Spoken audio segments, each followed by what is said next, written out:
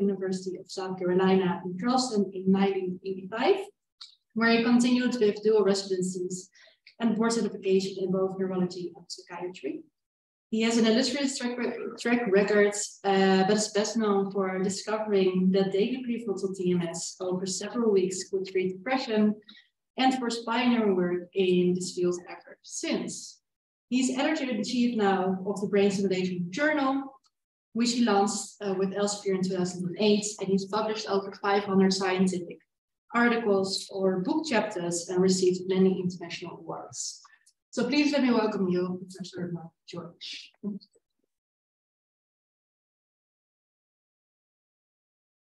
Thank you all. It's a pleasure to be here. I'm here. I'm not sure where my brain is. I just got off a plane yesterday morning from Charleston, and so I may be a little jet lagged. I might be a bit sharper than my presentation today in terms of usual, but I'm really happy to be here. It's always a bit humbling to follow Professor Barker's talk. You know, it's like, oh my gosh, but it's actually quite fitting because as you heard the story, I'll call you Tony, just because I call him Tony, but Tony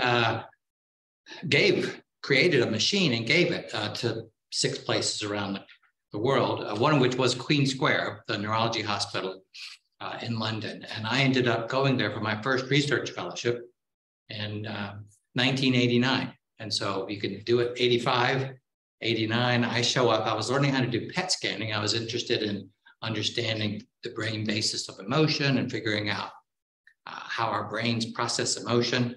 And I wandered into John Rothwell using that machine.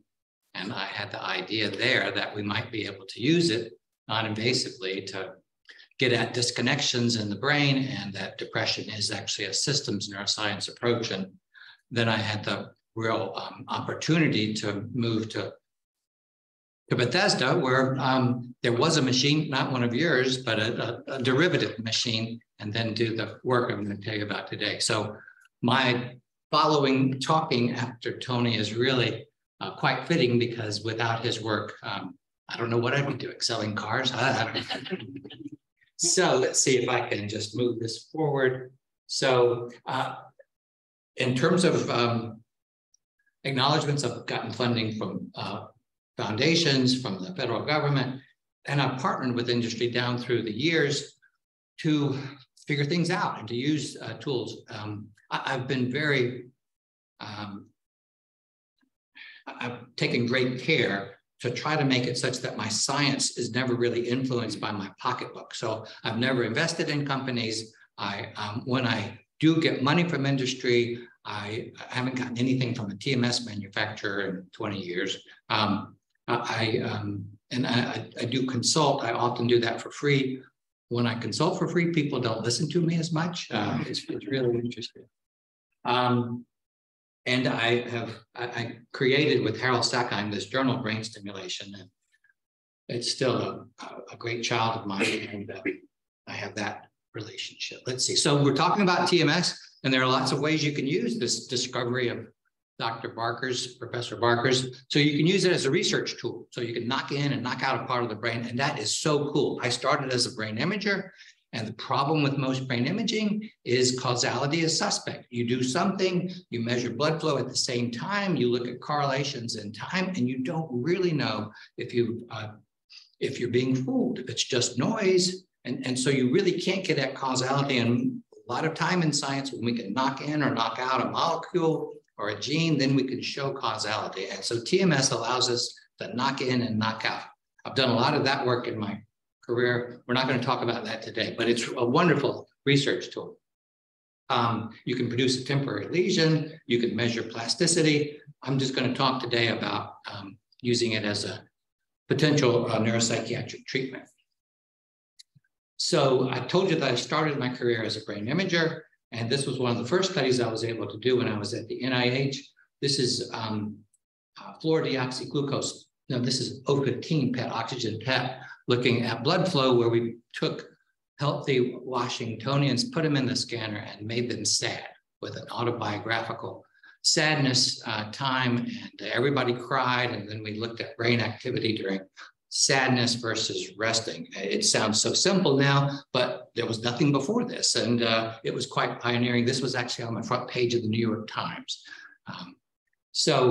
And you can see the spots that we got. These are medial images, and you can see it's the limbic system. This is cingulate, and then we don't see the lateral prefrontal, but we found the neighborhood of emotion regulation. So these were the maps that we were generating at the time in which I had been exposed to Dr. Barker's tool. And so it's not really rocket science to say, wow, why don't we use TMS to see if we can push and pull activity in these regions, and perhaps that might be a therapy. So, this is my thinking 30 years ago now, 1993. If brain stimulation is a brain state that can be reset. So I trained with ECT, and I would have catatonic patients. We'd give them 5 or 8 seizures over 2 weeks, and they would be back normal. And that is such a unique thing about depression. It's unlike Parkinson's, it's unlike other neurodegenerative diseases. It's a disease that takes over the brain and the whole body, but it's reversible. And so the lesson from ECT really was in the back of my mind when I said, look, I think we can use TMS to reset these circuits. So, and this paper by Alexander DeLong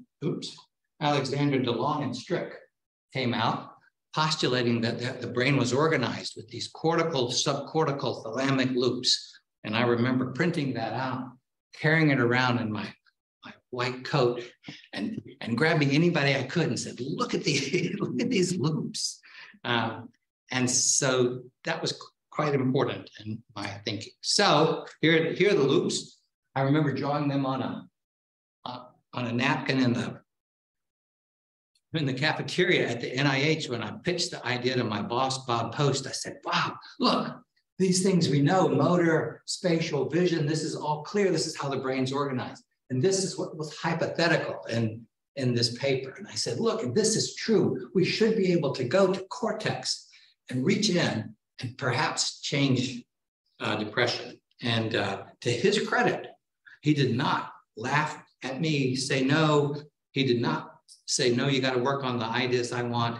He said, oh, that is so interesting because Mark Hallett has one of those machines here at the NIH, and he took me and introduced me to Mark.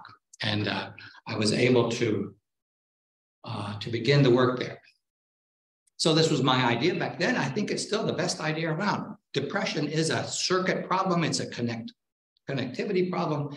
And that in health, we have emotions coming up out of the limbic area, and our cortex, prefrontal cortex, regulates that. And that helps us live. And that's the basis of CBT. It's in health and in disease. In depression, that system is not working. And so my idea, which was quite heretical at that time, that you could actually stimulate subconvulsively and reset the system is what we did. So I was lucky. I came up with some reasoned choices about where to stimulate, how much to stimulate. I never thought that they would be the final answers, but I was hopeful that they would be enough to get the game started, and they have it. And what you hear now is modifications of all of those things. So what's the best site? Is it individualized? What's the dosing? And it's great. And the technology has improved over time. But none of these things are standard. I did not, like Moses, go up and come down with a tablet. They're not sacred. And I'm pleased to see that they are being modified.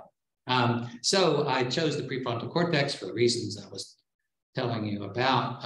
I went with higher frequency.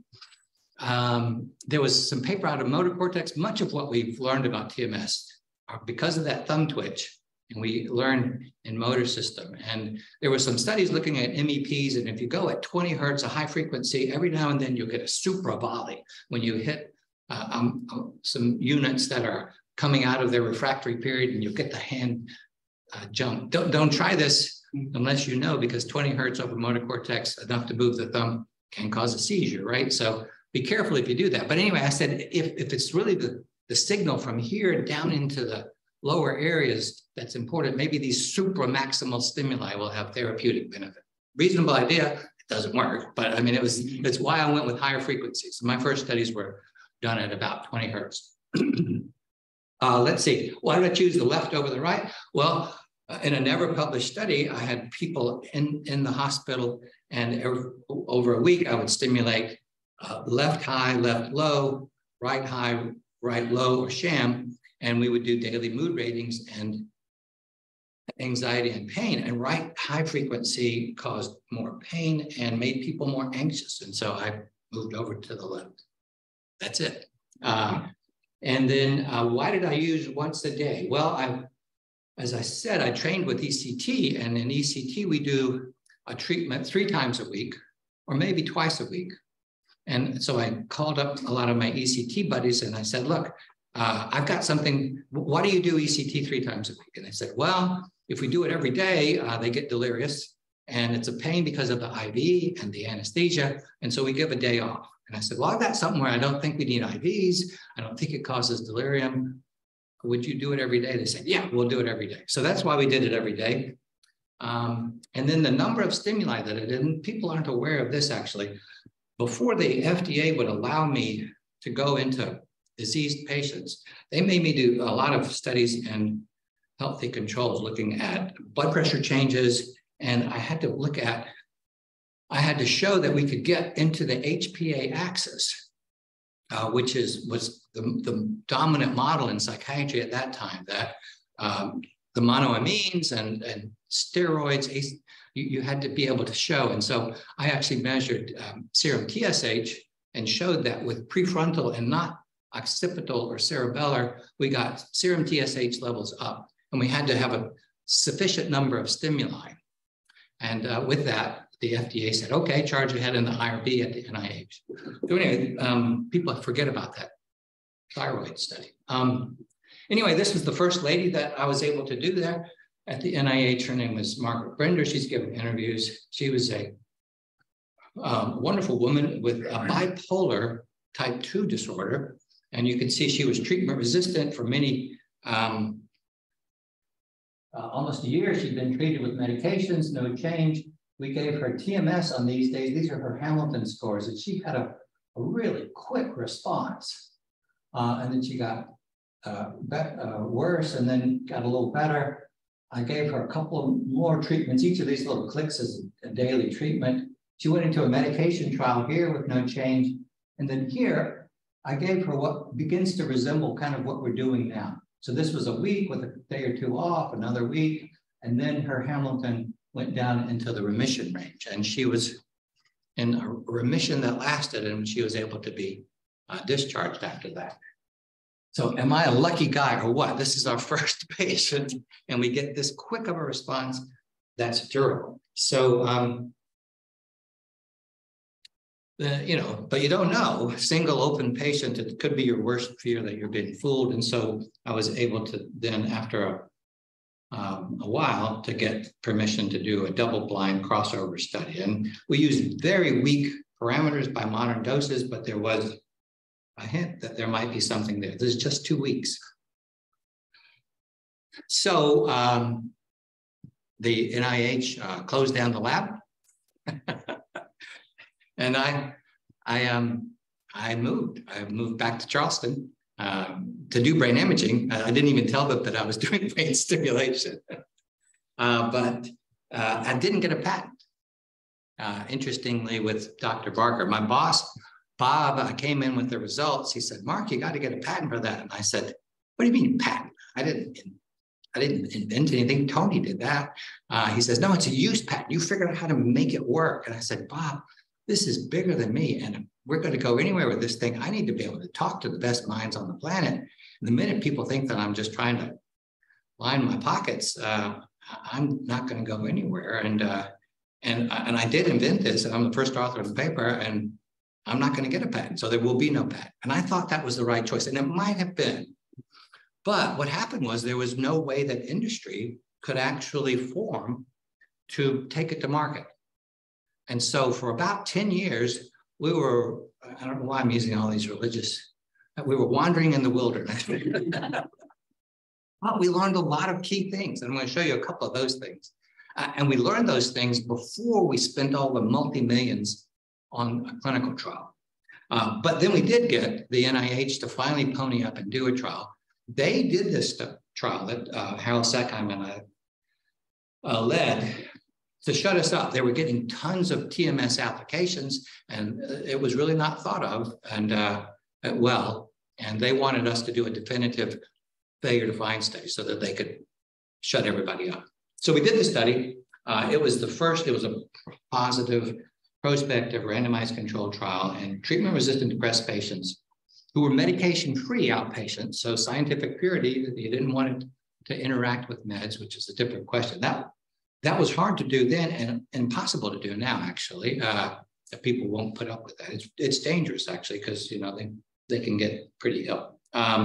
Anyway, it was a web-based trial. We did the first real true sham there. Before all the studies really hadn't been what I would call double blind, where no one who knows the status of the patient ever comes in contact with the patient or touches the data. So that's the standard, I think, for double blind. So we were able to come up with this idea where we put an ECT pad here underneath the TMS coil. We had noise dampening earplugs. And then we actually had a step down ECT machine and then we had this system where a person would get a card and there were two coils. One of the coils had built within it mu metal that was right up against the TMS coil. And as many of you know, magnetic fields flow unimpeded through most things in the world except for mu metal, and the mu metal blocked it. So, and they were identical looking, and the card for that patient would say A or B, and that's how the blind was done. If they were getting real TMS, that's all they got. If they got sham, then this ECT thing would deliver a little bit of an electrical signal that would cause a twitch and a little bit of pain and blind the operator as well as the patient. So that was and that I think has really helped the field. I know for brain stimulation, if you really don't have a blind that's convincing and you ask everybody, did it work? And then you report that, those papers don't tend to do well in peer review. So, here, what did we get? This is just after 3 weeks. This is the remission rate and those people who got real TMS versus those with sham. Highly statistically significant, but a little disappointing. Only 14%. Now, these are people who tried and failed 2 antidepressants, so they're treatment resistant. But a little disappointing, but still, they're there. The trial was designed such that after those 3 weeks, you would get another 3 weeks of active open, regardless of what you had before. We wouldn't unblind what was before. So some people got 6 weeks, some people got just 3 weeks. When you look at the end of 6 weeks, we come up with a 30% remission rate, which has really continued mostly to this day. So when we go back then, there was a study called the STAR-D study where they were looking at how do you treat depression with medications. And if you failed 2 or 3, they would have some augmentations. And so they talked about either augmenting with thyroid or lithium. And you could see that the response rates in the STAR-D study for the patients that were in this kind of a study, we were at least as good. So we had a highly statistically significant, truly double-blind study that was at least as anything good on the market at that time. The press release that the NIMH released after this was just the most disappointing. Study out, not nearly as good as ECT, disappointing. I called up my buddy, Tom Menzel. I said, Tom, what is this? What is this nihilism? We've got a totally new thing here. It's at least as good as anything else that's out there. If this were the Cancer Institute, you'd have me on Oprah. And then I would be going to see senator after senator saying, give more money, give more money. We've got new ideas. And the nihilism was, and still continues, I think, in psychiatry in some ways. So I'm not here to just tell you all my war stories, but just to show you the difference of where it was and where we are now, it is profound. So once it got on the market, the really cool thing is we had to teach people how to do it. As Professor Barker said, it's pretty simple, but it's not that simple because we had to train psychiatrists who are self-selected because they didn't want to touch patients or do procedures, right? We had to teach them how to do it. And so we had to figure out ways and tricks, and we did it. So, and then we get these results, right? So it's just pretty, the test of time, 60% response, of which 30% are remitters, and then a third that really don't get much better. This is my friend Harold Sackheim. This is some post-market data from Neuronetics, the first company, and same thing, 5,000 patients, 60% response, of which 30% are remitted. So it does a lot of good for these patients who've tried and failed other things. These are treatment-resistant patients, and they get their lives back. So that's kind of how we got here. That's the history part. So now I'm going to talk about the cool new stuff, right? So how do we make it better? And what about the science, which is what's so exciting? So how can we make it better? Well, there's a lot about dosing. So let's talk about accelerated. So this is the Cole study, and this is Nolan Williams. Well, I'm conflicted here because Nolan's my student. He was my student when he was in high school. He was my student when he was in college. He did a combined neuropsych residency in Charleston, and then he left and went to Stanford, but he's still, I'm getting married in May. He's coming to my wedding, all right? So he's family. And we talked about this study, and he was wanting to do it, and I said, no, so you're going to do three things. You're going to do individualized dosing. He does actually, what people don't talk about, he actually looks at the distance needed into the cortex. So he adjusts for distance into cortex, not only. So he's got an individualization. I'll talk about how that's maybe important as well. And then you're going to blow it out of the water in terms of the number of stimuli in a week. I said, people are likely going to get an effect, but you're going to create some dissonance in the community because people aren't going to know which of those three are important. He said, I'd rather just move it forward and then we'll figure it all out. And so in some ways, I was part of the scheme that got us where we are. I mean, I don't tell people what to do. And I think if I told Nolan, don't do that, he would still have done it. So I don't think I'm guilty, but anyway, that's the thing. So anyway, this is what's going on. So let's talk about accelerated and theta burst. This is Kevin Caulfield, a student that I have now. And he did kind of a meta-analysis of all of the accelerated studies. And so, I started with this once a day thing, and I was clearly underdosed. And the accelerated protocols are safe, they are effective, and they are quicker. And so in this study, which is in Journal of Psychiatric Research, he nicely lays it out so you can see it with your eyes. So if you look at response rates with different studies, low frequency, high frequency theta burst, and then the total number of sessions in a course, you can see that the response rate tends to go up the more pulses that you get, right? More is better here. These green ones are the Stanford study where you get these really high rates. But there is this confound. Is it that all of those things, or is it really just a lot more stimulation? We don't know right now, but there certainly is this relationship. My point here is to all of you, and if I could go back and do my career different, don't underdose. I wish that I had just been much more aggressive with my foot on the gas early on. The thing is, we still don't have a good, what's called LD50 study with TMS. Where do we reach, toxic amounts in a single day? We still don't have that.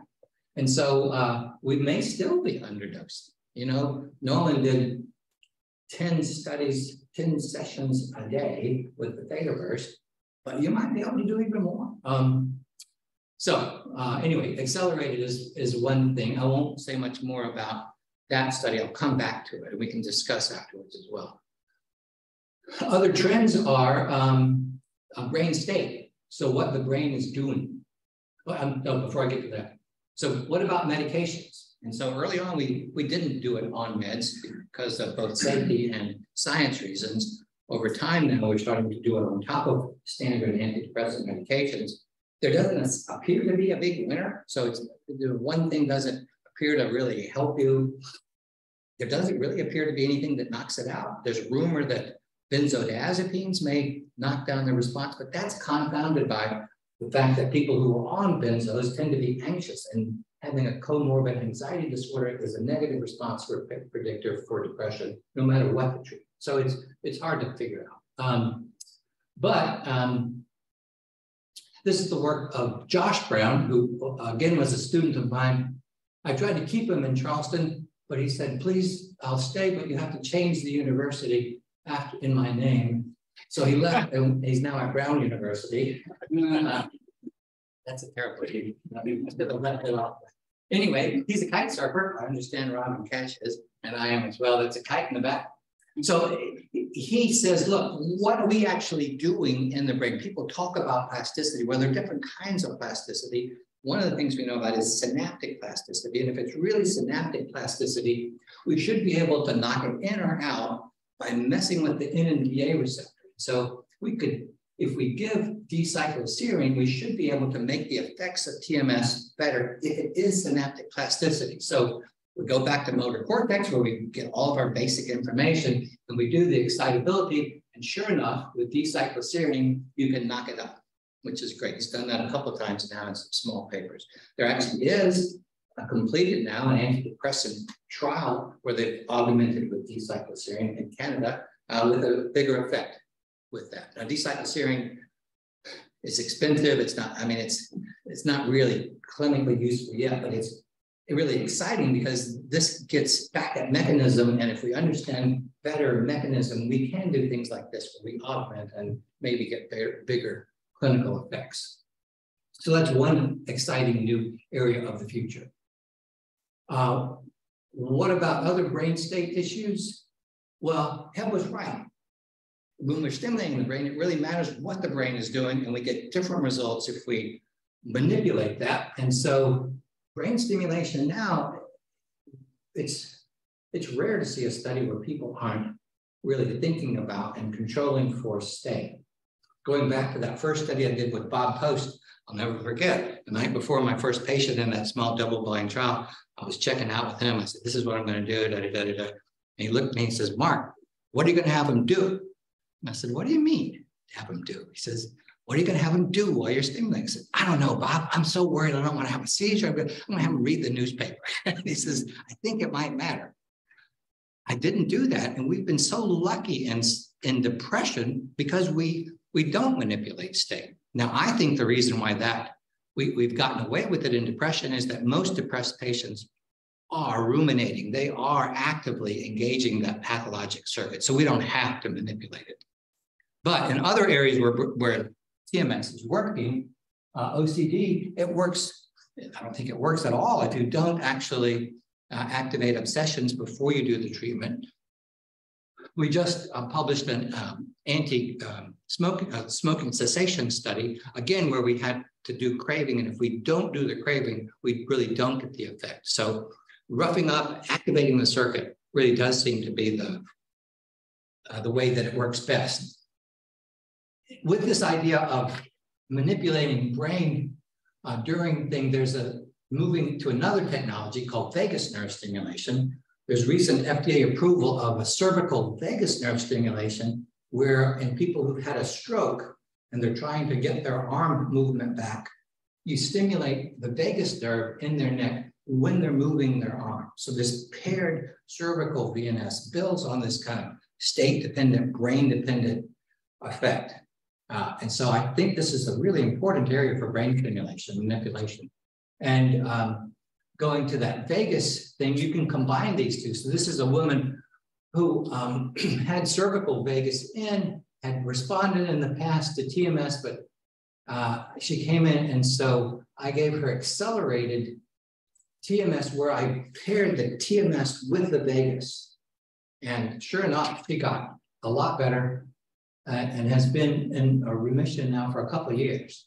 So you can do this where you're manipulating state, and you might even be able to pair it with VNS activity-dependent plasticity in clever ways. Okay, so another way about state, and Robin asked me to talk about the latest, so I'm going to tell you most recent bit of data here, still not published yet. So if I were to have a heart attack right now, where's the IED? Anybody? What would you do if I fell down right here, right? Yeah, go get the defibrillator, right? So you'd come, you'd poke around, you'd bang on my chest and everything, but I mean, that might help a little bit. But what really helps is when the defibrillator comes, right? And so you put the pads on, and what does it do? It checks for a rhythm. It won't stimulate until it knows what the rhythm is. So cardiology has figured out that you just don't go around stimulating that organ till you know what's underneath. In brain stimulation, we have ignored underlying rhythm the entire time. So the question here is, do we really need to understand and maybe integrate with rhythm? And is that important? And so these are some very early studies where we're starting to do this. So let's just say, if we wanted to stimulate with TMS and there's alpha going along at 10 hertz, we could stimulate out of phase where we're not hitting it at the right spot. If you hit it on a rising or right up here, you might be doing a positive phase, or you could hit it at a trough when that part of the brain is not as receptive to being stimulated, right? So you can either stimulate in or out of phase. And so with working with Paul Saja up in Columbia and Truman Brown, we've been following up on this work by Ulf Siemens group, where they found in motor cortex that if you stimulate at a certain part of the EEG in phase, you'll get a bigger MEP. We learned everything from motor system, right? So it does matter. The alpha frequency stimulation does matter in terms of how much your thumb twitches, right? So the question is the prefrontal cortex that way? How would we know? Unfortunately, the prefrontal cortex is largely silent. We don't have a thumb twitch out of that. So what can we do? Well, maybe we can put people in the scanner and look at blood flow. And so we asked this question: if we did TMS, EEG in the scanner, oh, well, that's pretty complex. How many people can do that? Well, there's a group in Holland who had a scanner that's not working anymore. We figured out how to do it. And so this is work where we found that if you stimulate at a certain frequency, certain phase over dorsolateral prefrontal, and then look in the cingulate gyrus, you'll find a response. There's a time of stimulation that gives you the biggest bold response. Wow. So that was the first part of this grant. And this is a paper, third review in brain stimulation. I have to recuse myself. But anyway, we get network changes as a function of when you stimulate with the surface EEG.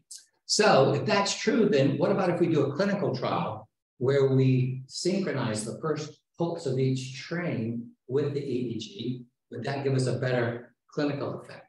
And so we've just completed this.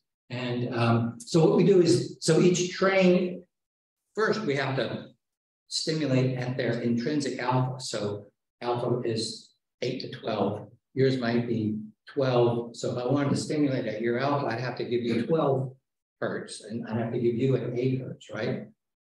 And so we had to individualize the alpha frequency. On top of that, we then have to do EEG in the room and find when your phases are, and then deliver the first pulse with that. So that took a lot of work, and we did it double blind. And this is Dr. Brown with a very depressed melon when we were working out how to do it. And so this is kind of what we did. So people would come in, they'd get assessments, they'd do an MRI scan, and we would figure out for them what the phase is that maximally activates activity in the ACC. Then they would go and get a clinical trial where every treatment for every day, 30 of them over 6 weeks, they would get EEG synchronized TMS or not. So they'd be randomized. So in the scanner, we would have everybody with EEG every day, and then we would deliver the TMS pulse. And so the system would come along with your resting state EEG, and then it would figure out, so if you blow up this, we get EEG, and then this is where it would time that first pulse or not. It would give, say, 4 seconds of 10 hertz, and then we would look right here. And so we would ask whether there's entrainment. So have we changed the EEG here? Does it persist afterwards? Do we get entrainment of the EEG afterwards? We think that's an important biomarker. So that was question number 1. And then question number 2, well, real question, can you do it? Then can we get entrainment? And then does that give us a clinical effect? So we do get entrainment in the group that's been synchronized. So this is kind of their HAM D from a 1 and then their maximum percentage over time. And you can see that when we, in the sync group, we do get entrainment. We don't get entrainment in the non-synchronized group. Now, the non-synchronized group was just random. We didn't go to the predicted worst spot. I wish we had done the predicted worst spot, but we didn't.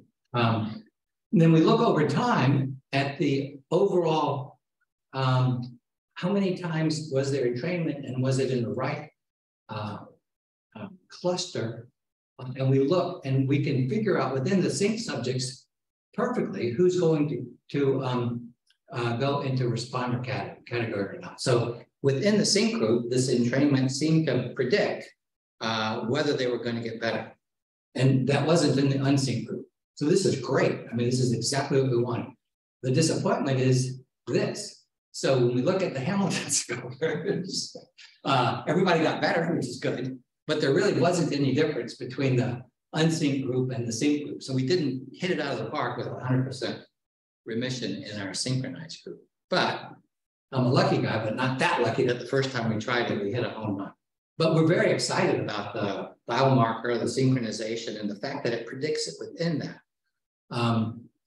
These are the rough data of all the patients over time. These are the Hamilton scores over time in the synchronized group and the unsynchronized group.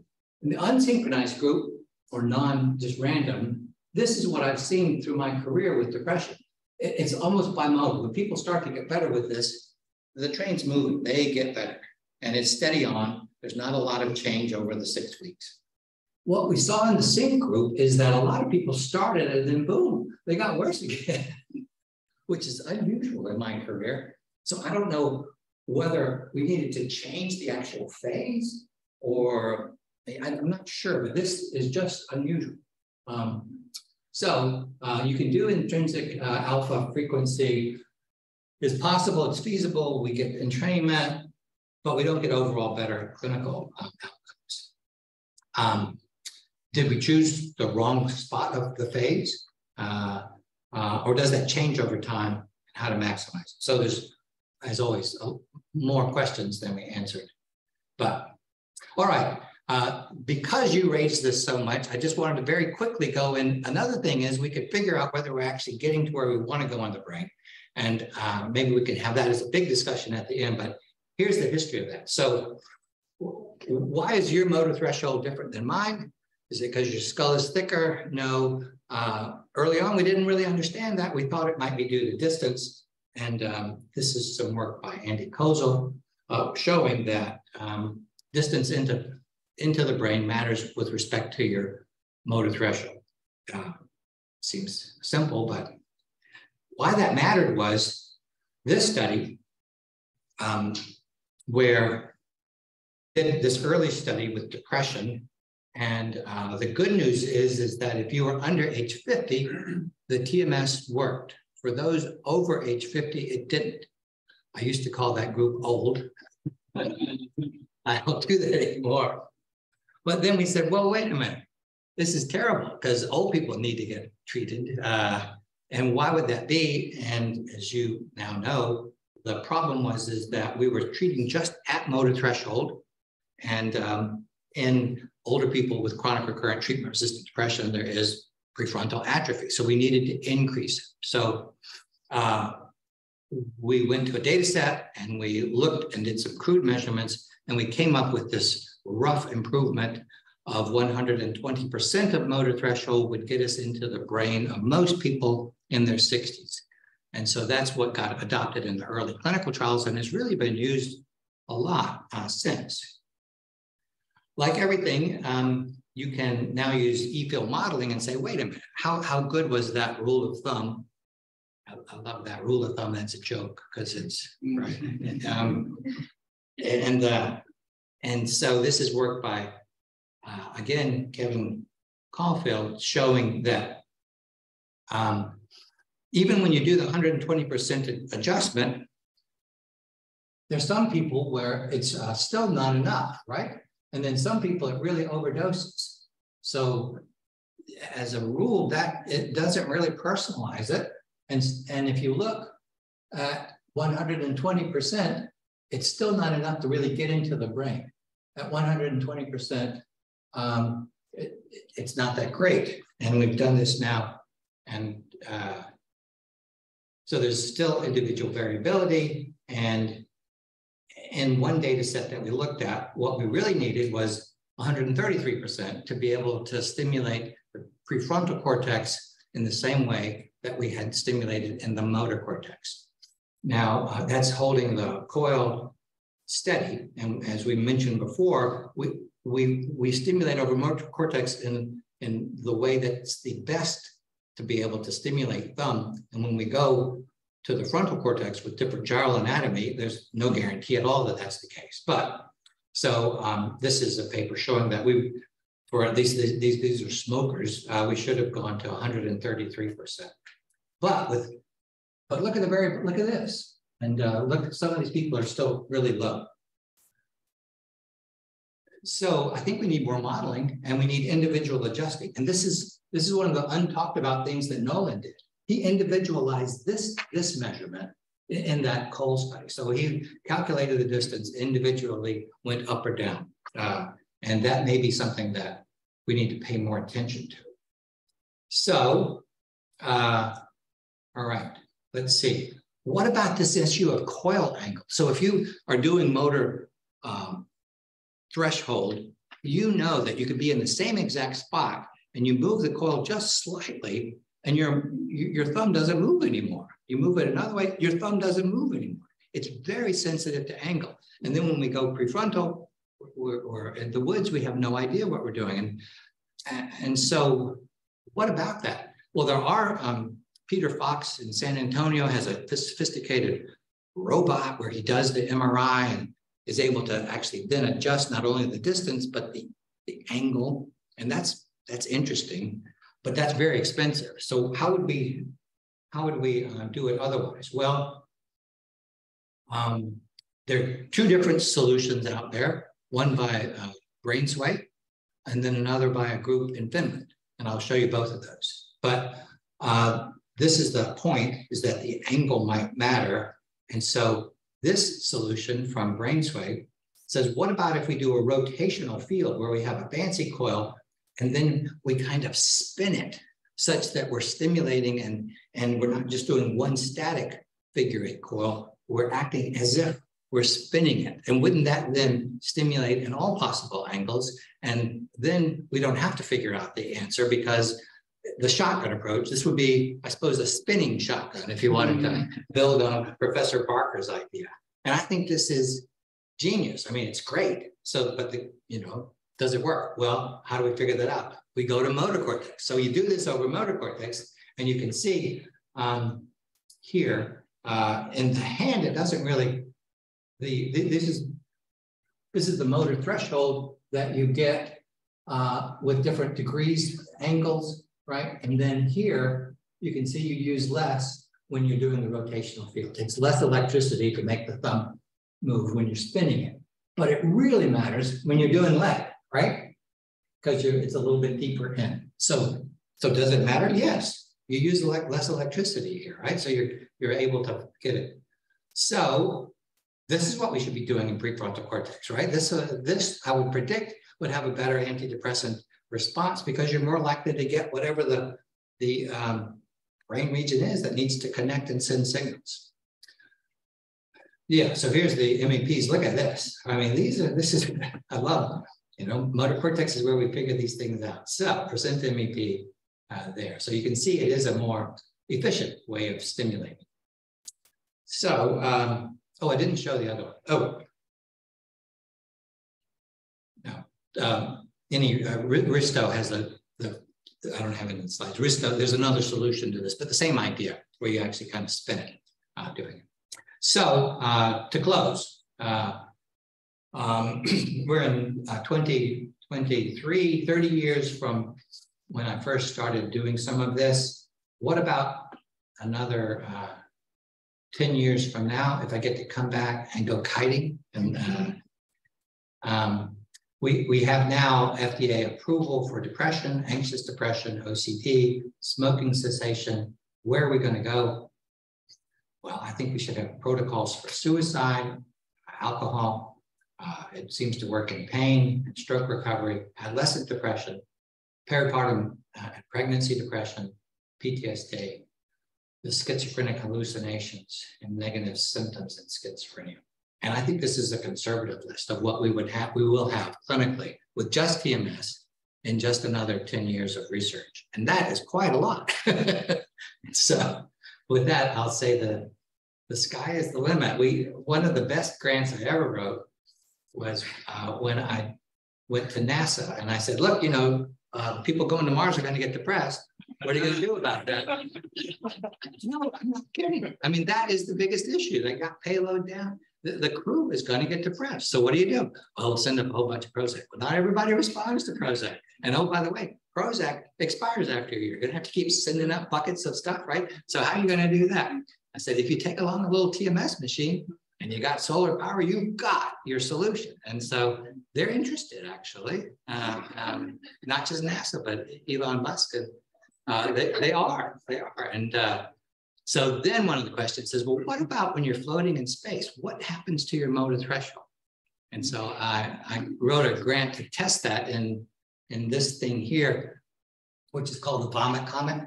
It's where you don't go out into space, but you go up and you float for a while. And so we figured out a way to do TMS motor threshold with these silly helmets and then MEG and EMG and MEPs. And I don't have the data, but it is the case that it takes less electricity when you're floating than when you've got gravity. We're not exactly sure. I mean, it could be that the brain slightly shifts up and is a little bit closer to the coil, so it could just be physics of distance. It could be other complex spine and other things. But anyway, that was there are a few grants that you write when you laugh when you send them in and say, that'll never get funded. And this one did. So with that, I'll say thank you all and take questions and invite Professor Parker back up. The other reason I can't stay long for this meeting is that in a couple of weeks in Lisbon, there's the 5th International Brain Stimulation. So if anybody's just looking for a trip to go to, you can still get a ticket.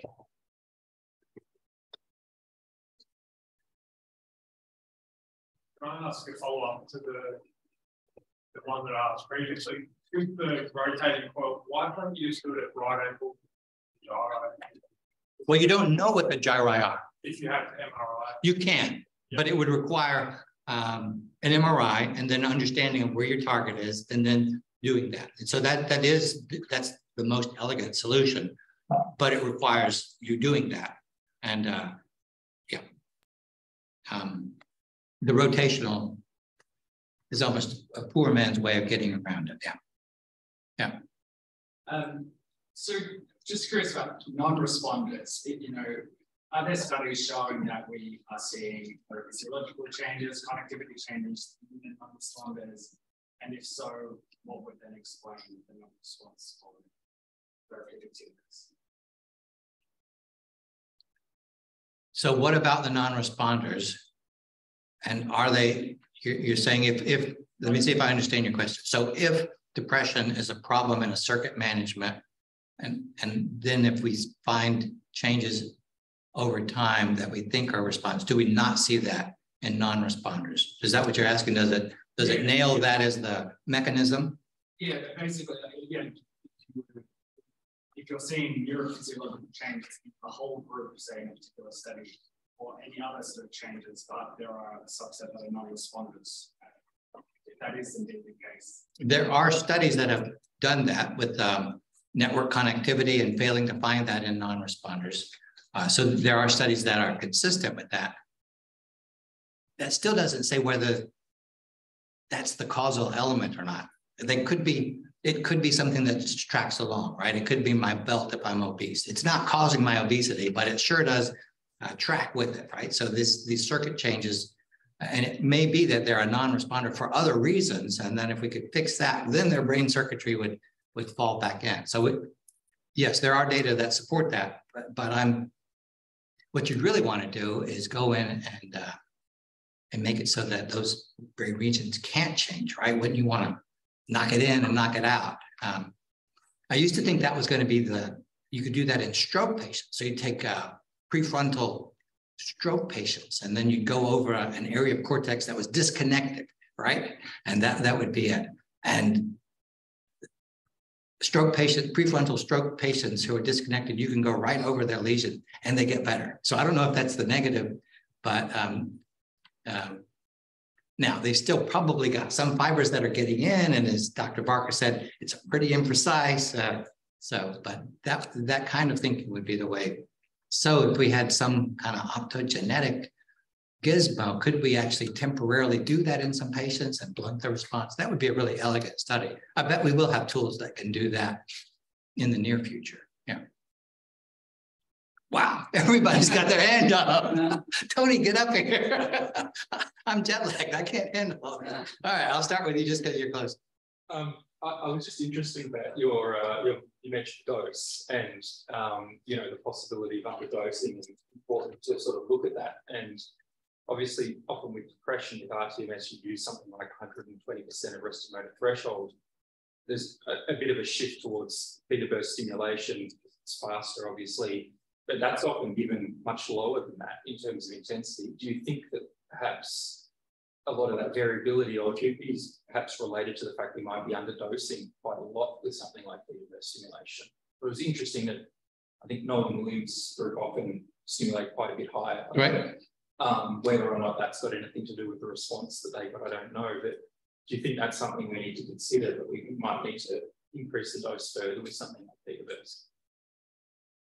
Everybody hear the question, both in here and out in Zoom? So are we underdosing with theta burst? And by dose, you can mean number of pulses, or you can also mean the intensity with which you stimulate.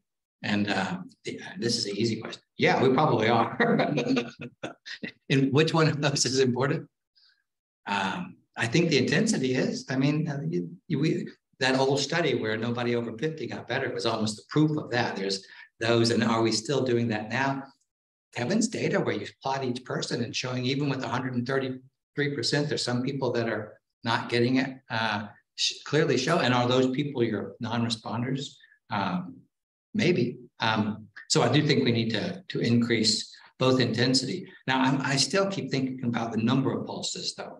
And early on, we did the 6 weeks. That's what got FDA approved. And you had the 30% non-response, group. Brainsway actually did a study where they wanted to look at continuation. And so people after 6 weeks got another 6 weeks of blinded. There was open label, but people didn't know it at the time. Just twice a week. And you look at the people who were clear non-responders after 6 weeks, and then you look at them after the additional 6 weeks of twice a week, 61% of the non-responders converted. It's like, oh, well, we stopped our trials too soon. And there are some people that maybe more. I work in several different practice areas, one of which is a veterans hospital, where I don't have to go to an insurance company or anybody else. And it's just me deciding whether to continue or not. And it's really the burden on the patient plus chair time, so opportunity cost for other people. And so in a lot of those patients where we go 6 weeks, they're starting to show something, but not. We then do another 6 weeks. We do get non-responders at 6 who do. And a lot of those people have lived 10, 20 years of depression. And I think people who are really treatment resistant, who've been depressed for a long time, it really just takes a lot of dose to get them moving. So yes, those are my musings about how much we're underdosing. Yeah. I was just curious about why for phase doctrine. why you pick the alpha. Right. There's so many different gamma, beta. You could. There's the EEG is amazingly complex. We chose alpha because it's pretty easy to measure. There's a literature in depression about alpha harmonization and response to depression. So it was our first proof. But you're right. There are lots of other possibilities. Yeah. I'll just stay over here in the back. Yeah. Hi, lovely talk, by the way. I also have a question regarding this phase synchronization.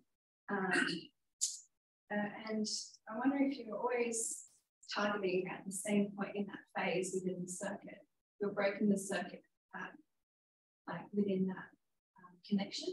And so by keeping it desynchronized, you're breaking it at a different pace, so that maybe there's a potential explanation for why you have only that improvement at the beginning for that synchronized protocol, because you've managed to break that part in the circuit, but there's still the other part of the circuit remaining. Oh. So you're saying we're targeting this, just for the sake of it, this efferent from prefrontal cortex down, and that there may be other areas that are a reverberation. Yeah. That's a reasonable thought. Yeah. Yeah. How would we then modify our kit to do that? Wouldn't be too hard. I mean, I can't do that, but we have really brilliant people who might be able to do that over time, especially. Yeah. Right. Okay, in the back. Thanks for the two great talks today. I'm just wondering, anecdotally or formally, do you have any information as it pertains to depression about whether patients are also engaged in exercise? Yeah, so exercise is an antidepressant. It's a really good one. What about that? Well, so not in the accelerated world, well, maybe there, but in the once a day thing, and it used to take 30 minutes. And we said, wow, what about if we made people go work out before they could come in? Or so what about if we had them exercise during the treatment?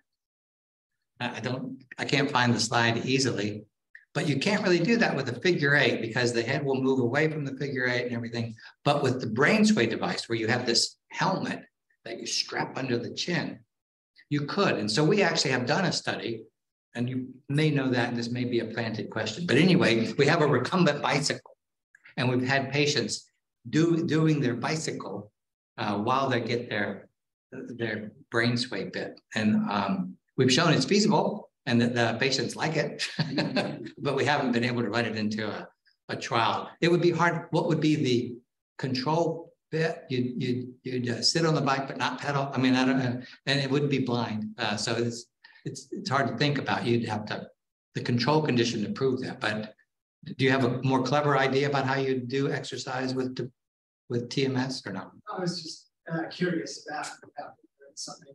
Yeah, no, it's a great idea. Right. Yeah. Okay. Others? You talked about the potential of TMS for all these different psychopathologies, and also the fact that we might be underdosing. I was wondering, the only thing that could oppose the idea of increasing the dose would be potential side effects, especially if we want to target the whole brain rather than just a specific part. Are there any, like in your experience, any names of people who have experienced side effects? Oh, yeah. So what about side effects when you go up with dose? Well, the biggest one that people worry about is an unintended seizure. And those do happen. We don't know how many seizures have been caused by it, but it happens. And early in the day, when we didn't understand what we were doing, we caused quite a few seizures. But now we understand that there are limitations in terms of a combination of intensity and frequency in certain brain regions, and then the off time, the intertrain interval. And so those safety tables have been published, and people have been pretty good about staying within those.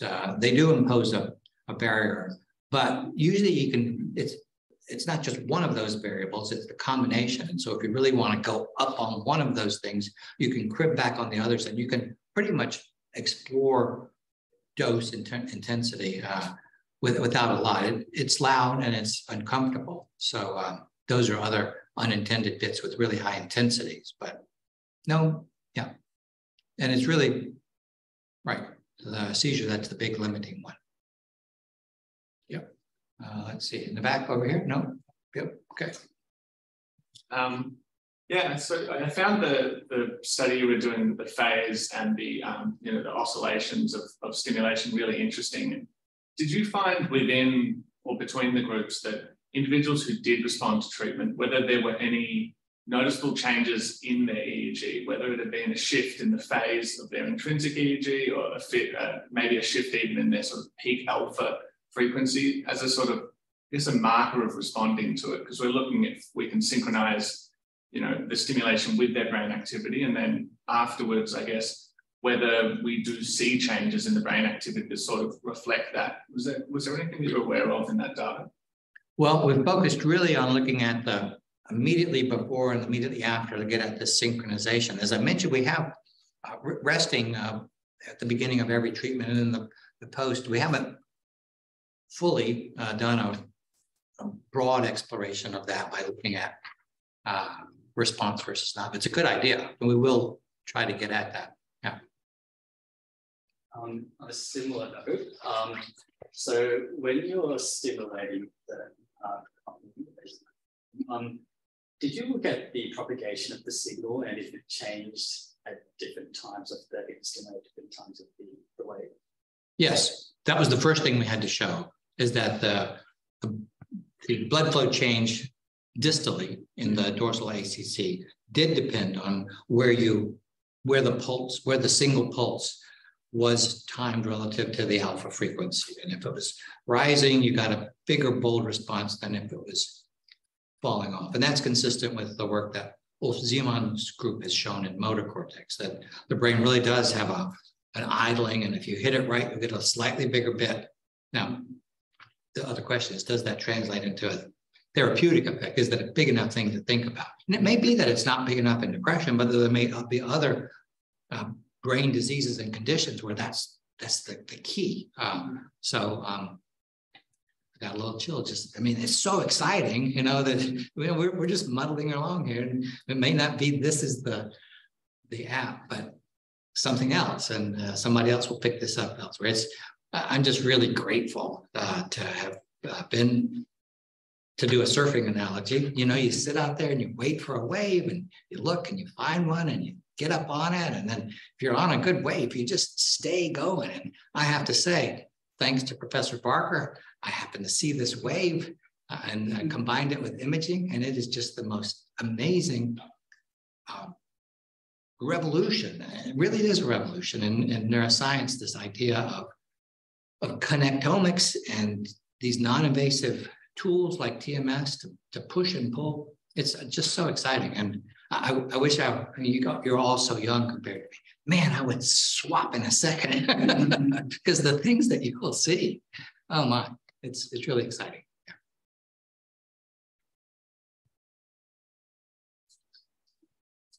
Do we want to do a discussion with Professor Barker? What's next, Robin? She's gonna. Well, first of all, just really wanted to thank you both for your fascinating and outstanding talks. It was just so interesting. I really enjoyed it, and I'm sure everyone else did too. So yeah, thank you very much. I'd like to bring on Hannah. I'm just not quite sure. Oh, here we go. Thanks, Hannah. Hey everyone, hope you can hear me. Yes, Great. Just a massive thank you to Professors Barker and George. That's just two really wonderful talks. It's such a treat for ABSS to hear from you both. We don't have any questions from people online, but there have been lots of comments about just how wonderful the talks were. And I know I found them incredibly thought-provoking and a wonderful combination of history and the story of what's happened, but also a lot of up-to-date stuff you know, showing just where the field is going and how much there is to do still. I'm going to be very tempted to take a TMS machine outside and shoot some metal discs around. I will try and not do that. I probably would get in trouble, but that would be very good fun. And I'm also very tempted to measure MEPs in space now. That sounds like it would be a fantastic challenge going forward. So just a massive thank you from us all, and I hope you enjoy your time in Australia. Great. Thanks, Hannah. So do we have any final questions at all? Okay, so I guess I might close the session. For anyone that has time and would like to, you're welcome to go to the Prince Alfred Hotel. There'll be a section there for people that have attended here. I think that's probably about it. So, I'd like to just have a clap for Professor Barker and his invention. Yeah.